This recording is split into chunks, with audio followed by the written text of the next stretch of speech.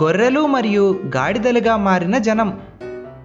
అనగనగా ఒక పల్లెటూరు. ఆ ఊరు ఎంతో ప్రశాంతంగా ఉండేది. ఒక కోయజాతి ముసలాయన ఒక ఊరి నుండి మరొక ఊరికి నడుచుకుంటూ వెళ్తున్నాడు.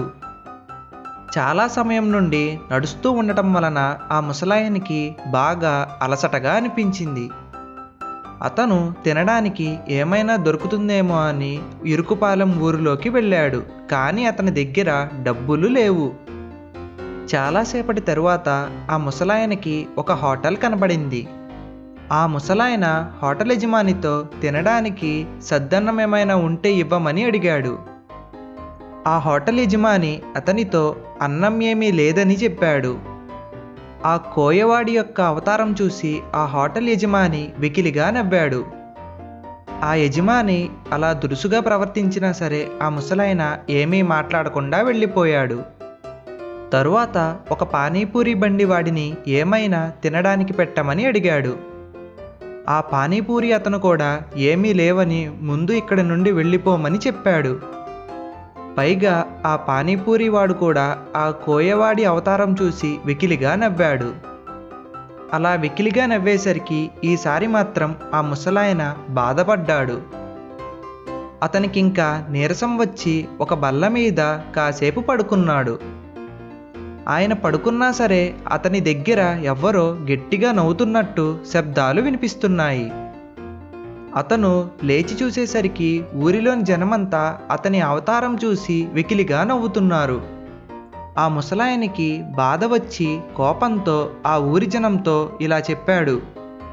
మీరు నా అవతారం చూసి ఇలా నవ్వుతున్నారు కదా, నేను ముసలివాడినే కాదు, గొప్ప శక్తులు ఉన్నవాడిని కూడా. మీ ఊరి జనమంతా రేపొద్దున కల్లా గాడిదలు మరియు గొర్రెలుగా మారిపోతారు. మీరందరూ నా అవతారం చూసి ఎలాగైతే వెకిలిగా నవ్వారో వేరే ఊరి జనం కూడా మీ గాడిద మరియు గొర్రె అవతారాలను చూసి అలాగే వెకిలిగా నవ్వుతారు. ఆ ముసలాయన శాపం ఇచ్చినా సరే వాళ్ళు ఏమీ పట్టించుకోకుండా అలాగే నవ్వుతున్నారు. ఆ రోజు రాత్రి జనమంతా ప్రశాంతంగా ఉన్నారు.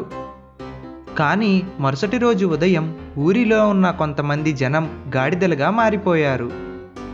అలాగే మరికొంతమంది జనం గొర్రెలుగా మారిపోయారు. ఊరిలో గాడిదలు మరియు గొర్రెలు తప్ప జనం కనబడలేదు. ఊరిలో ఉన్న ఒక స్వామీజీ మంచివాడు అవడం వల్ల ఆయన మారలేదు. పట్టణం వెళ్ళిన ఆ ఊరతను కొద్ది రోజుల తరువాత ఊరికి వచ్చాడు. మనుషులు తప్ప పశువులు ఉన్న ఆ ఊరిని చూసి ఆ వ్యక్తి ఆశ్చర్యపోయాడు. ఊరిలో ఉన్న జనమంతా ఏమయ్యారో తెలుసుకోవాలని ఆ వ్యక్తి ఆ స్వామీజీ దగ్గరికి పరిగెట్టాడు. అతను స్వామీజీతో ఊరి జనమందరూ ఏమయ్యారని అడిగాడు.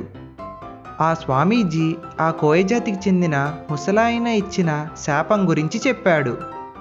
పశువులుగా మారిన వాళ్ళని తిరిగి మనుషులుగా ఎలా మార్చాలని ఒక ఉపాయం అడిగారు.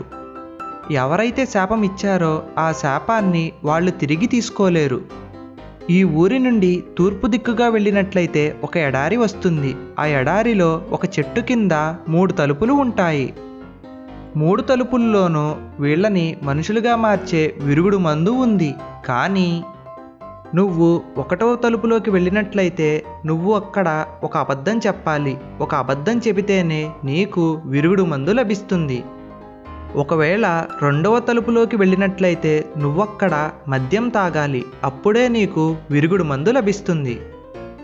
అలాగే 3వ తలుపులోకి వెళ్ళినట్లయితే నువ్వొకసారి జూదం ఆడాలి. అప్పుడే నీకు విరుగుడు మందు లభిస్తుంది. నువ్వు చాలా జాగ్రత్తగా ఆలోచించి నిర్ణయం తీసుకో. లేదంటే నీ ఊరి ప్రజలని తిరిగి మామూలు స్థితికి తీసుకురాలేవు.